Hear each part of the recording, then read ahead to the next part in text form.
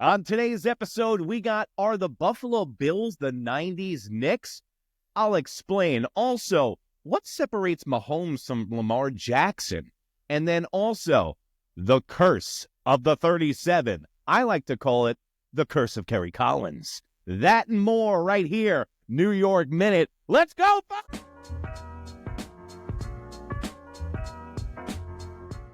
I don't know what time it was. Eric texted me, curse of the 37. There's no way the Eagles can win, I think. Guess what?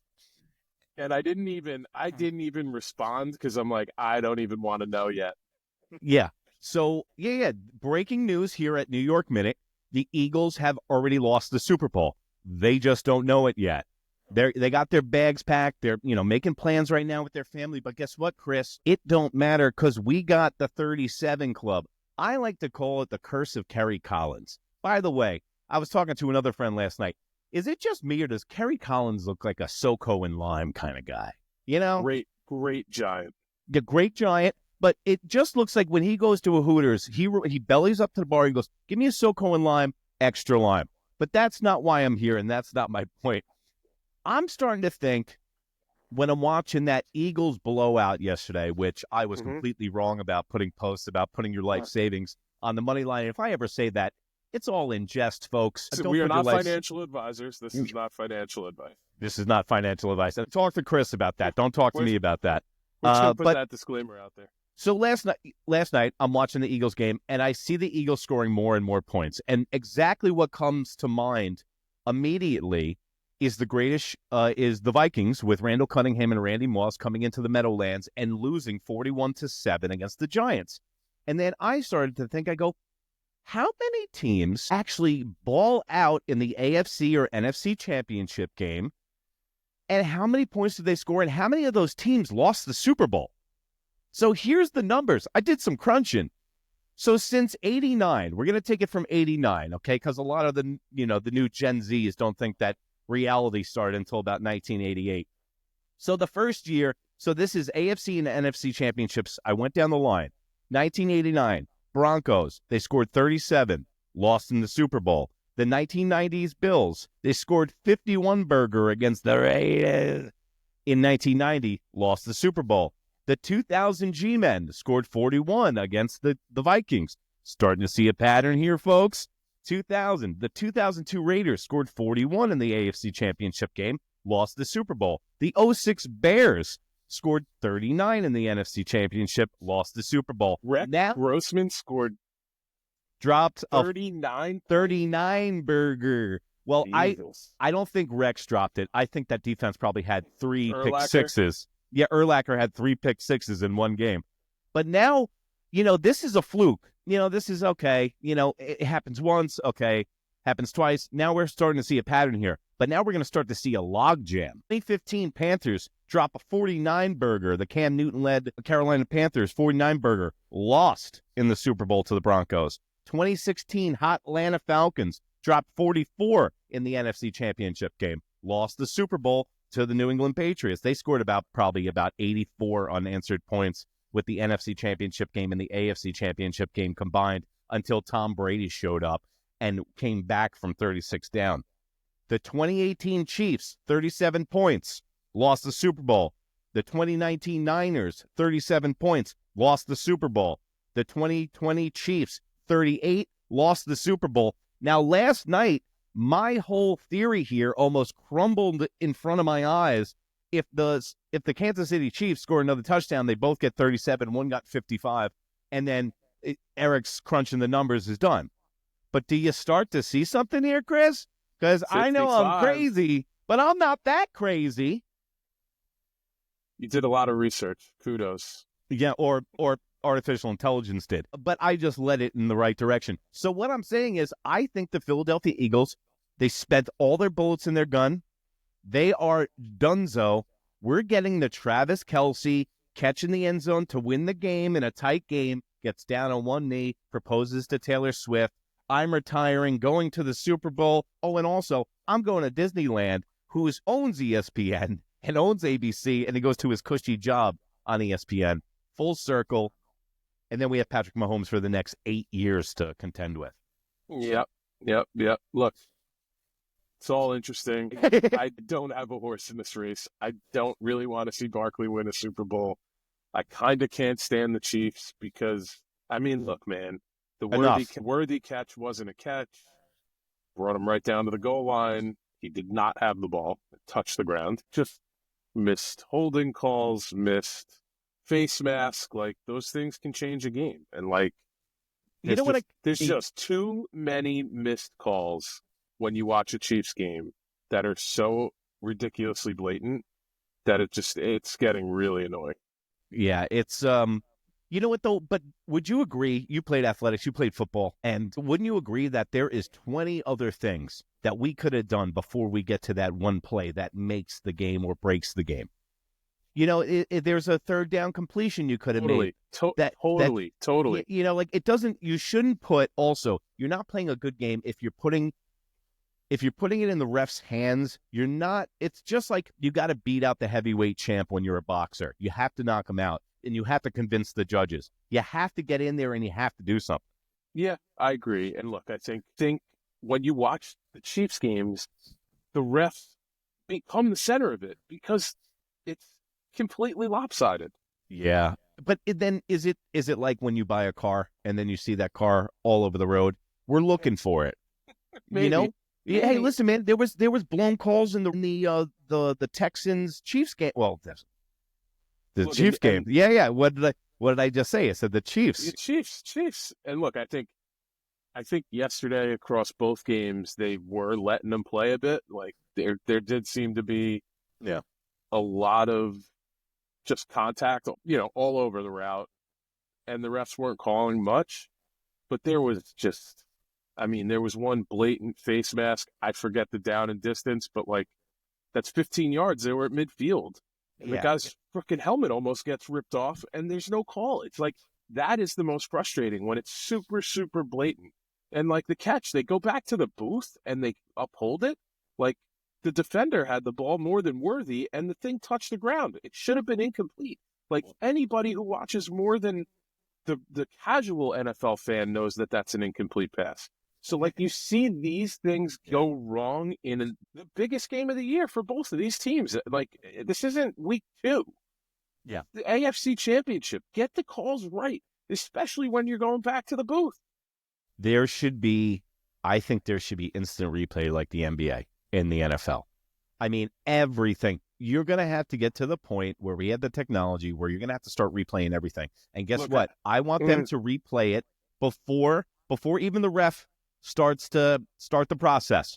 I want every play replayed from New York, and then they get a buzzer on their hip, take the refs out of the equation, be like, no, on the fly. The NBA has done a okay job with it. And by the way, we'll get to the Knicks after the All-Star break because the regular season of the NBA doesn't start until after the All-Star break. But I don't disagree, but like it just becomes such a slippery slope because there's holding on every play. Every single play there can be a flag. In the NFL, there's holding on every play. Yeah. So like, I mean, how about maybe a start for the NFL is hire refs full time? Like these guys are still lawyers and accountants, and they're coming to Are they really? Stadium. They're like, they still have full-time jobs? Yes. Yeah, they should be paid handsomely. We're starting. Pay them handsomely. Let this be their only source of income. I don't know. Maybe they make the right call more often. I don't know. It's a start. Expansion of replay has to happen. But again, it is a slippery slope because the NFL's got a problem on their hands. The NFL's got a problem. Yeah, Chris, the NFL's got a problem on their hands because we're sitting here, we're talking about minutia in the Kansas City Chiefs game and the Buffalo Bills and hold calls and shit like that when we shouldn't be talking about that. You know, I'm not saying us, but like it's a great game, but it takes away from the product of the game when you have the refs and you have people like us complaining about holding calls and stuff like that. It takes away from everything. If you had a clean officiated game and you had a great game on top of it, that's a good product. So, yes, I do believe they should definitely look into letting these guys just be professional officials. I mean, this isn't intramurals. You're not getting out of your minivan at St. Gertrude's and running up to Biddy basketball. You know, like you're not doing that. It's gold. Anything. America's Got Talent. I mean, it beat World Series. Like, yeah, America's Got Talent. America's Got Talent is the closest thing that you can beat right? Football to. But let's move on. Yeah. Okay, so let's talk about this. Josh Allen shrinks in the big spot. Okay? So I'm going to give you some factoids here. Josh Allen is the only quarterback with 7+ wins in the playoffs never to make a Super Bowl.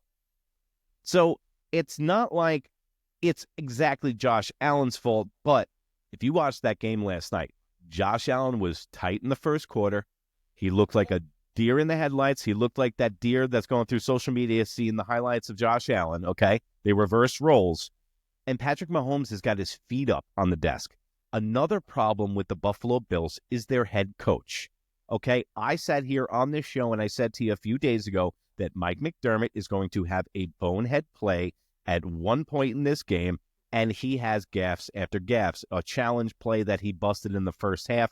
He wasted a timeout on a possession, on where to place the ball after a possession. It was a matter of a half a yard. He challenges it, loses a timeout, but that's neither here nor there. My question to you is, are the Buffalo Bills, have they become the New York Knicks of the 90s? And what I mean by that is they have a stacked team, lovable team, New York team, but they ran into this guy named Michael Jordan, the New York Knicks. They ran into this guy named Patrick Mahomes, the Buffalo Bills. What I think Lamar Jackson and Josh Allen's biggest problem is they were born about 10 years too early or too late. Whichever and they way were you want to born the same time that the greatest quarterback in NFL history just drew breath, and it's Patrick Mahomes. Patrick Mahomes is now pressing Tom Brady to be the greatest quarterback of all time. Tom Brady never won back-to-back Super Bowls. Tom Brady's never won 3 in a row. This is the new dynasty. And Andy Reid, Chris, I mean, can you say more about the Walrus from Washington? It's freaking awesome. Guy's awesome. Yeah. It's so interesting to me how I'll just touch on Andy Reid quickly. It's like he could never get over the hump in Philly. Never. Goes to KC, has Alex Smith, has some success. They find this guy and like it's off to the races. It just shows like how freaking important quarterback is in the NFL. I mean, yeah. Dude, think about I'll flip it. How many Super Bowls would Josh Allen and Lamar Jackson combined be at if they would trade off if they were drafted to NFC teams? Oh, I mean, yeah, Bro. I mean, Brock Purdy's the class of the NFC. Like, really? You know what I mean? Like Baker Mayfield. Baker Mayfield. Like, I'm just saying. Like, Yeah. if one of those guys are on, if Lamar Jackson's Philly's quarterback, I don't even like Philly's away favorite today. They would alternate every year, back to back, on who would go to the Super Bowl. It would be Josh Allen, Lamar Jackson. Hold on one second. But like going back to your first comment, like, dude, Josh Allen played a great game yesterday. Like, yeah, he like the 4th and 1 that the one ref was on one side of the line, the other ref's on the other side of the line. Fine, but like at the end of the day, at the end of this game, both of them averaged 2.5 points per drive. Guess what? Kansas City had a 10th drive and Buffalo didn't. So like, it's just year after year they keep getting the ball left. It seems to be like it's coaching. Yeah. If you look at the only difference, okay? You look at the only difference. You look at their touchdowns, their yards thrown. They both have 12 This is heads up. Yeah. They have 12 touchdown passes against each other. The yardage is the same. The percentage is the same. Everything is the same. But Mahomes is 4-0 against him. So what's the only difference here? It's the head coach. Okay, you have arguably the best defensive coordinator ever in Spags. You have now Andy Reid is in the discussion of best head coaches all time. Mike Lombardi, you got Lombardi, Belichick, and Andy Reid right now. Yeah, I'll agree with you. And then you could throw in some other guys like Bill Parcells and shit like that. But that's the difference, man. They are always in the right position to win.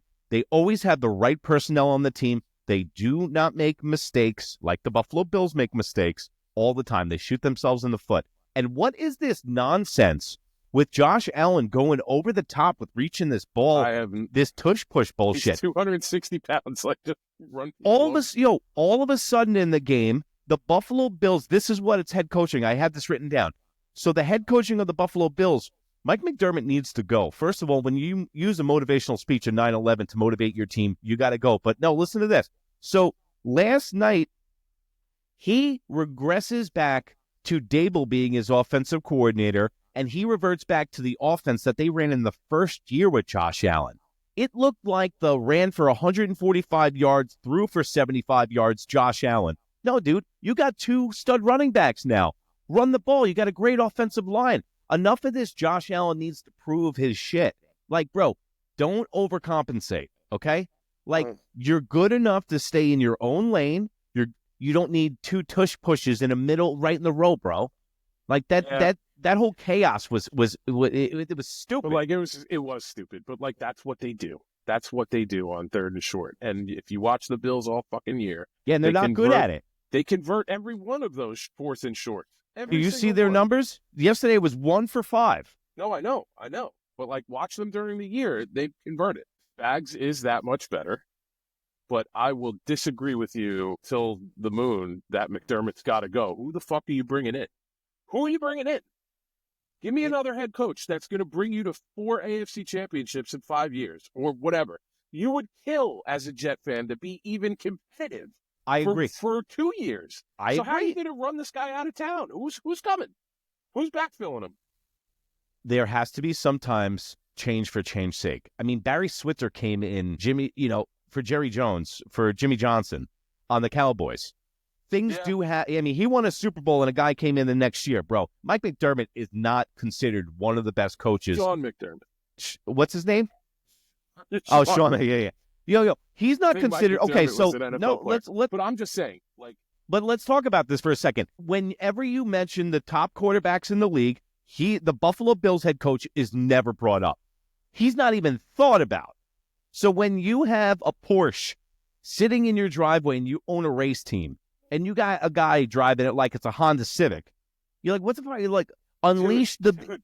Unleash the bees. What? Yeah, you make it seem like you sit here and make it seem like Josh Allen hasn't had fucking 40+ touchdowns a year for the past 5 years. Like, I don't know what else you're going to do.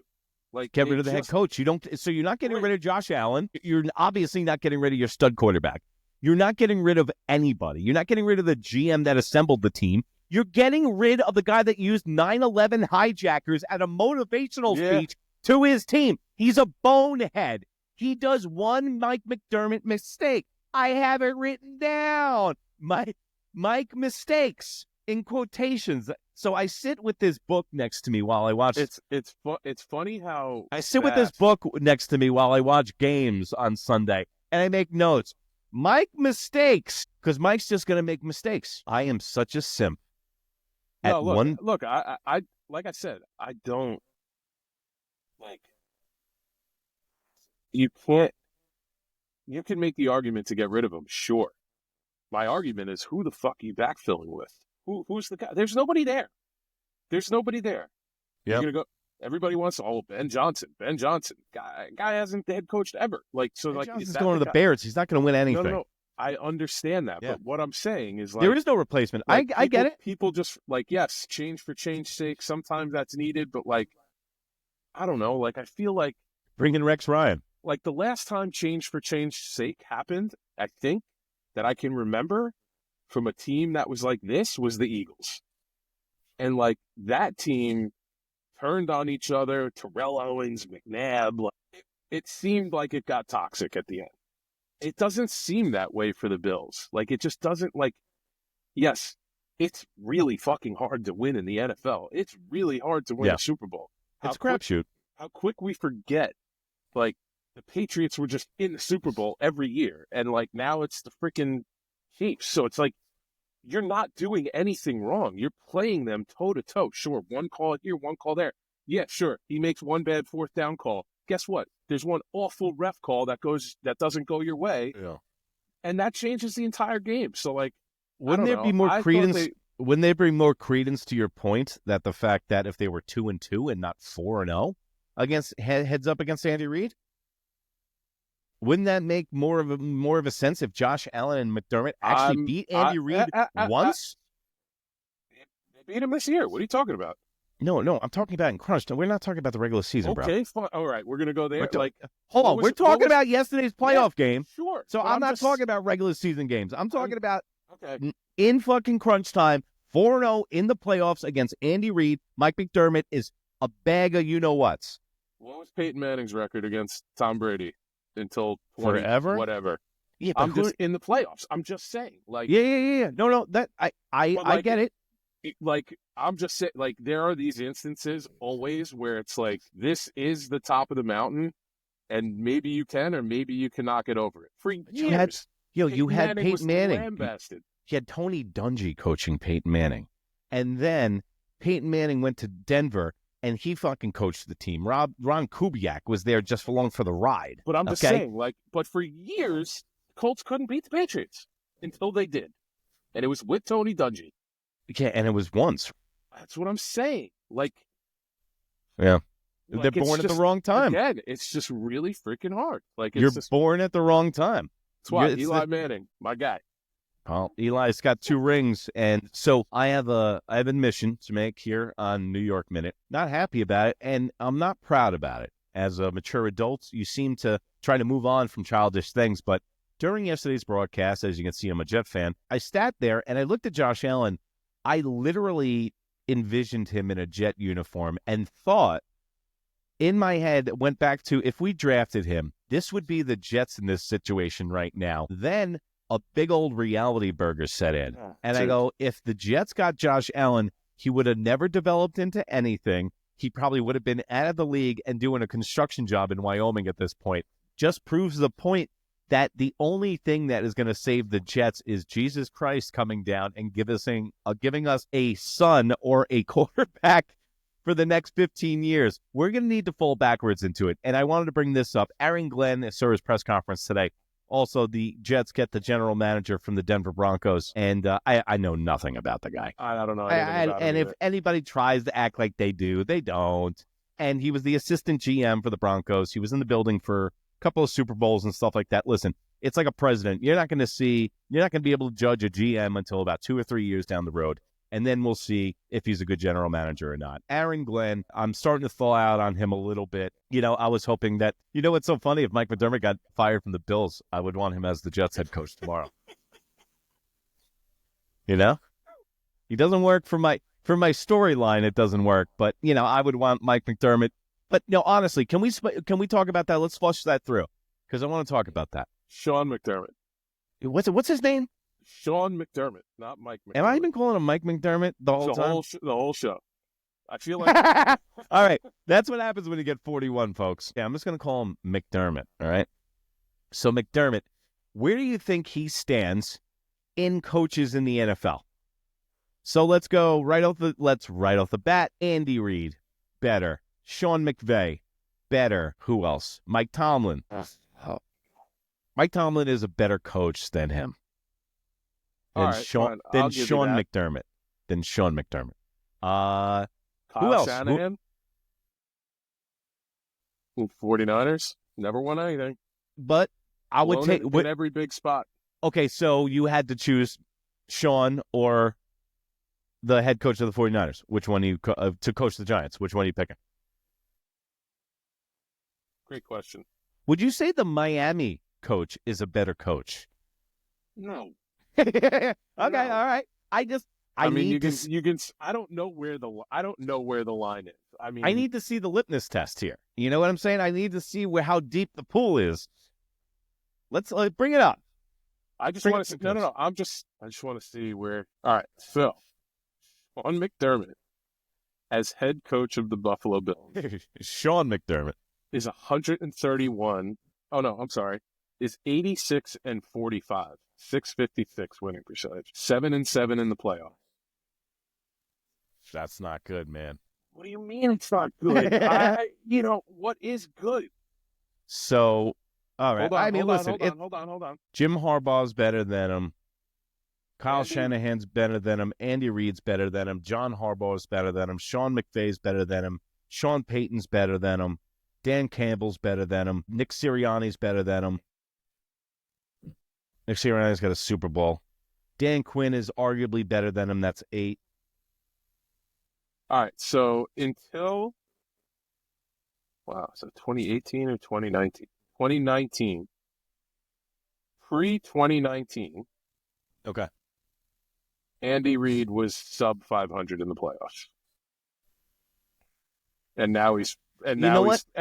14 games over. So That like I have we're to admit, Chris, we're that is a great example because Sean McDermott is Andy Reid on the Eagles right now. But Andy Reid on the Eagles had Donovan McNabb, who was nowhere. I mean, Josh Allen is a much better quarterback. And Donovan McNabb wasn't bad. I don't want to take anything away from him, but Josh Allen is a much better quarterback I'll than him. agree with you there. So, and then I mean, what guys, happened? and look, we're forgetting like people thought Buffalo was going to have to rebuild this year. People thought Buffalo like They had the Jets winning the division this year. Yeah, and Miami being in the picture because Tua was back, and Buffalo lost all their receivers. What were they going to do? So when I was doing futures, when I was doing futures, the Jets were 1, the Bills were 2, and the Dolphins were a close 3rd. Yeah. And it was very, very close. So we were expecting them to have a down season. I sent them a text message to my Bills fan buddy in August. Oh yeah, have fun with your down season. I picked the Dolphins to win the division.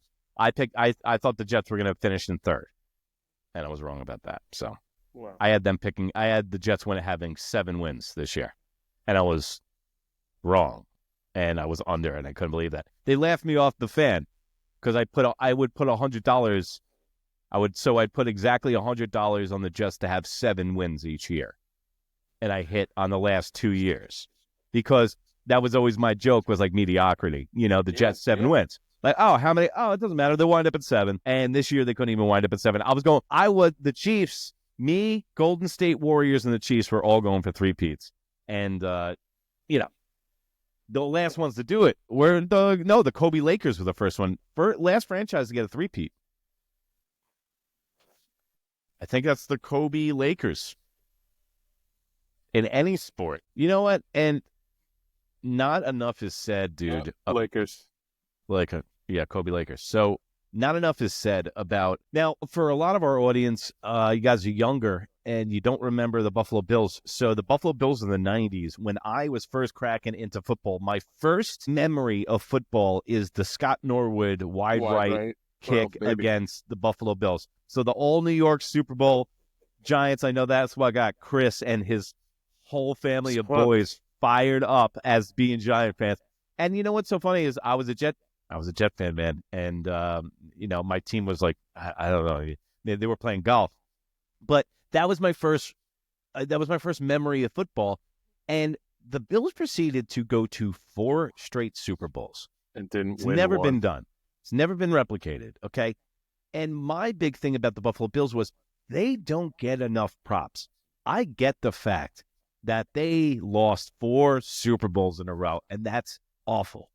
But, they have to be one of the best teams ever, even in a losing proposition, man. I know you got to win 1 and stuff like that, but to make it to 4, I don't know if that's ever going to be replicated. Well, when the Chiefs make it again next year, they'll tie the Buffalo Bills.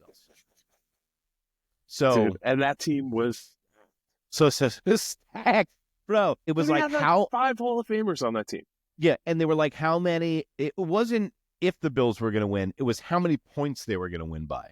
Like the G-men were a dog in that game. Oh yeah. And Phil Simms had the largest time of possession in the Super Bowl of any Super Bowl. I still think he holds the record. And mind you, I think it was at 41 minutes time of possession of the Giants in that single game. So that's how they got the Buffalo Bills to lose, was they just took the ball out of their hands.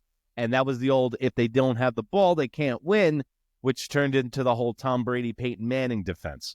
It's the old hack-a-shack, if we really want to go full circle. The old hack-a-shack. Jim Kelly, Andre Reed, Bruce Smith, Thurman Thomas, all Hall of Famers on those 90s Bills teams. So now the question is, my question to you is, because you're a Giant fan and you've actually lived through a Super Bowl, I'm a Jet fan, and obviously we know what the deal is with the Jets. But is it better, what's the old adage? It's better to have loved and lost than never to have loved at all, right? So is it better to be a Buffalo Bill fan today than to be a New York Jet fan today? Because is it better to make it almost all the way to the dance, or is it better knowing that you're out of it in October? I don't know. Let me ask you a question. Yeah. Do you like to watch actual real football? What does that mean? Yeah, Like I'm a Giant fan. For the past 5 years, I watch these other teams, and it's like they're playing a completely different sport. Like, okay. so, like, yes, 100 I'm not times out watching of football. 100, Yeah, I being haven't. excited on a Sunday afternoon to watch your team play and actually compete, I am. I would take Dude, that. But like, no, we're not. We're not. Come October no. 1st, we're See, like, this is garbage. Hold on, man. You're a Giant fan. You haven't been in the pocket for that long. You don't get it. I am in a hole, and if I see a ray of sunshine like pop through my hole, my dungeon, I'm like, oh my God, it's sunlight. I look for any glimmer of hope. So in October, every year I get hopeful, Chris. I get it. And then I go, what are they doing? You know what? Hold on. You know what the Jets are like? It's like being in a failed 30-year marriage, okay? I hate this woman. I can't stand her. I'm just here for the kids. And in fact, I don't even like the kids too much. She complains. She never makes me happy. And I have too much invested in this marriage. I've got 31 years in this terrible relationship, and I can't go anywhere. No, and you know and what I'm hoping like do? I'm like hoping in my twilight years we fall back in love and it turns around when the kids go to college. But I don't think that's going to happen. People get divorced. Right? But not to their sports teams. Not Irish people. Not Irish people. You can't. They're like, I hate you. And they're like, well, why'd you get a divorce? Oh, we can't get a divorce. It's against the Catholic religion. Well, like, you're right. Like, as a Giant fan, like, I turn on Giants games now, and I'm like, I know what good is. I know what competitive is. And within the first 15 minutes of watching the game, I'm like, this ain't it. This team looks like they've never played before. Like, why does this look like this team has never played football? Anybody on it? Like, it's crazy. The term that comes to mind, Chris, is counterproductive. That's what I feel like watching the Jets. It's counterproductive because it takes 4 hours of my time away on a Sunday on Sunday, and then I torture myself. But I'll be back. Just like I always say, I'm done with the Jets. See you next week. I'll tell you what, the Jets do have this, like, I feel like the Giants don't have the same hype mobile. Because for the last few years, and maybe it's because I'm surrounded by a lot of Jets guys, like I really, like in my group of friends, there's a lot of Jet fans. But I feel like every year for the past couple of years, it's been like, oh, the defense is going to be number one. And, oh, Zach Wilson, like the hype mobile was like, even before Rodgers was like, we're doing something. They're not Jet fans. I'm sorry. Because if anyone thought, man, the Joe Beningos of the world, bro, this is going to be the worst, bro. Just expect the worst, right? The beatings will continue until morale improves on the Jets. And all these people that thought they were going to the Super Bowl this year, you should have your head examined. I got the video on my Instagram account, New York Minute. That's NEWYRKMIN. It's from June 14th. I break it down. I go, worst head coach in the league, worst offensive coordinator in the league, 41-year-old quarterback on the heels of an Achilles. It's going to be a bad season. And I was exactly right, because I don't know how these Jet fans and all these pundits and stuff, they had them marked down for 11 wins. On what planet, bro? I was saying, like, I was like getting optimistic for my Jet fan friends, and then the season started, and I was like, you guys suck. Like, what? Oh my God, Chris! I just had an epiphany. Hold on, listen to this. I just had an epiphany. This might be great. Brian Cashman and the Jets are similar because they are great at building up bullshit, right? Whether it's Brian Cashman with the prospects and the Jets' hopes for the season. We always are going to be like, he's going to be the next Mickey Mantle. We're going to the Super Bowl. And what do we get? We get Ramiro Mendoza, and we get our season over in October. That's what we get. Do you just sit and watch Jet games all the way through, or are you like Red Zone? Oh, no, all the way through. Yeah. You love the torture. No. Hurt myself, Chris. I hurt myself. There are some Sundays where I'm just like, I'm just going to watch Red Zone. And what is so fucked up is that I have gotten more galvanized. I've gotten more emboldened. I'm like an insurgent at this point, okay? The town's been wiped out. My wife's gone. All the kids, the schools, the hospitals, they've been wiped out, Chris. And I'm just left with me and my thoughts about the Jets, okay? And now I'm like, you know what? They're so bad. I'm digging my 10 toes down, as the kids like to say, standing on biz, Chris. That's what I'm doing with the Jets. And now I'm even more in the deep dive. I was looking at prospects. I'm looking at mock drafts last night at 3:30 in the morning. Oh, yeah. Yeah. Oh, yeah. Yeah, mock drafts, another defensive end Yeah. that's not going to do shit, that we're going to trade to the Giants eventually, or the Seahawks. Oh, man, or we're going to get the wrong Williams. We draft the wrong Williams. You're again. not kidding, dude. You're not kidding. I mean, it's just so to circle back, I would 100% think that it'd be better to be a Bills fan than to be a Jets fan. yeah. We'll just close that loop, because Yeah, I'm dying to see competitive football, and I was not one of these guys who was like, oh yeah, Daniel Jones took us to a playoff game, blah. Like, I was like, get rid of this guy. Get rid of this guy. I said, you know what? The Giants didn't learn in the knees when we had a Duke quarterback named Dave Brown driving the franchise into the ground, that we were like, yep, we're going to do it all over again. I just think that's there's the banker that I go to see is a young kid. He looks like a down the line mix of Sam Darnold and the quarterback from the Giants. What's his name? Daniel Jones. Daniel Jones. Yeah. He has red hair and looks like Daniel Jones. I'm like, yeah. And he's a big football head too. So if actually he watches the show, so I think his name's Daniel his name's Daniel at Wells Fargo. So thank you. Appreciate you banking for me, buddy. You go. Yeah, I'd rather lose in the Super Bowl. I'd rather be the New York Yankees, make it every year, and be disappointed because I got some Super Bowls in my pocket. I ain't got no collateral. I ain't got no Super Bowl collateral. And the Jet fans, dude, are so loyal, and they're so good. But with all this nonsense about Fireman Ed going on, did you hear about all this nonsense? Just go away. Just go away, man. Just go away. No one cares. Your season cool. ticket holder, great. It was cool Super when fan. Rex Ryan was here. It was fun. Chris, if you wear Hulk hands to a football game and you're over the age of 8, you're a moron, okay? If you're Fireman Ed, and you might get pissed at this, guys, enough's enough. You're talking about Jumbotron time. Dude, get on the internet, get your own show, simulcast, watch it at home. You can get millions of hits and more revenue in your pocket. And not to mention, the worst place to watch a goddamn football game is in the stadium, especially that air conditioning unit that we got in New Jersey. And I've heard enough of him. Listen, man, Fireman Ed, thanks for your service. Thanks for being a fireman in the local tri-state area. Obviously, I dig that. I digged you in the 90s and 2000 when you were on the guy's shoulders and shit. But once these guys start thinking that they're actually something that's a part of this team, you're not part of the franchise, bro. You're a fan, okay? Just like me. There's no difference between me and you. You've just been going longer, okay? That's it. Yeah, and then the Hulk hands guy. You were an asshole, okay, Hulk hands guy. How quickly we delved into this fandom being tortured. No. Fans piss me off. They're the same guys that, they wipe out a whole family for a T-shirt being shot out of a cannon. Like, I don't go for foul balls, dude. And if I ever get one, it's going to a kid. Like, I don't care about a T-shirt, on T-shirt. Like, well, but then, yet again, I am a hypocrite because I was bitching about the basketball jersey from Juan Soto.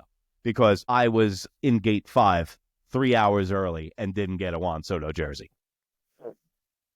Not for the plebeians, Chris. You're that guy. Not for the plebeians. Those are reserved for the Diamond Club seats. Yeah. But you guys, don't be plebeians and go to New York Minute. That's NEWYRKMIN.